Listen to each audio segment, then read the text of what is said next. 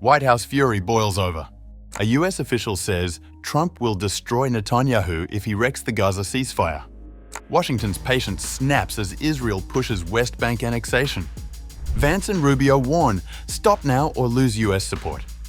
The Gaza peace hangs by a thread.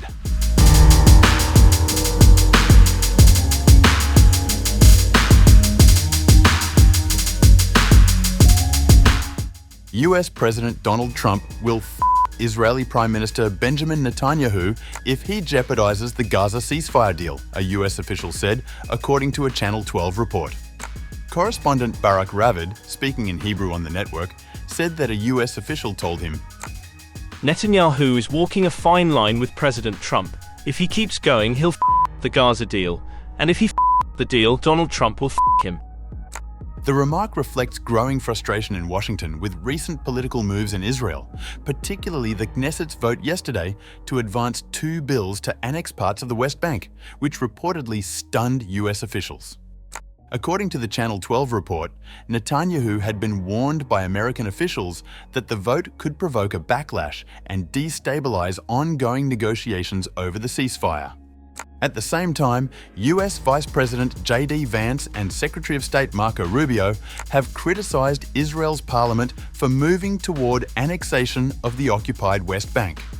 Far-right Knesset politicians gave preliminary approval to a bill applying Israeli law in the territory, which Palestinians claim for a future independent state.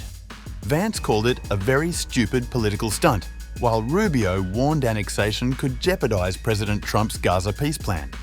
That's a vote in the Knesset, but obviously I think the president's made clear that's not something we'd be supportive of right now, and we think is even threatening to the peace deal. So they're a democracy, they're going to have their votes, people are going to take these positions, but at this time it's something that we think it might be counterproductive.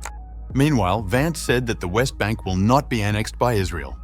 The West Bank is not going to be annexed by Israel. The policy of the Trump administration is that the West Bank will not be annexed by Israel. That will continue to be our policy. And if people want to take symbolic votes, they can do that.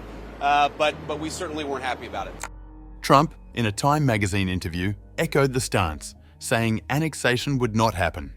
Because I gave my word to the Arab countries, and that Israel would lose all of its support from the United States if that happened. However, Benjamin Netanyahu himself labelled the parliament move a deliberate political provocation by the opposition to sow discord, noting that his Likud party and coalition partners largely opposed the bill. Netanyahu's office added, "Without Likud support, these bills are unlikely to go anywhere," referring to the symbolic vote. Since 1967, Israel has built roughly 160 settlements housing 700,000 Jews in the West Bank and East Jerusalem, alongside 3,300,000 Palestinians. The settlements are considered illegal under international law, as reaffirmed by a 2024 International Court of Justice advisory opinion.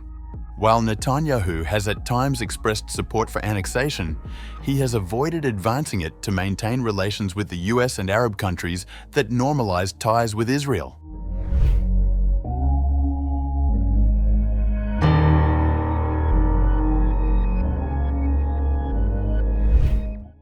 Netanyahu reportedly told Finance Minister Bezalel Smotrich that he did not want to push the issue of Israeli sovereignty in the West Bank during US Vice President J.D. Vance's visit. The Israeli Prime Minister's office conveyed to Smotrich that the US opposes Israeli annexation of the West Bank. "When the Vice President Vance is visiting here, you don't stick a finger in his eye." Smotrich responded that he would have waited until next week, but it's not up to me, Kahan noted.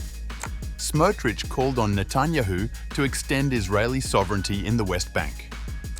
Mr. Prime Minister, the Knesset has spoken. The people have spoken. The time has come to apply full sovereignty over all the territories of Judea and Samaria, our ancestral inheritance, and to advance peace-for-peace agreements with our neighbors from a position of strength.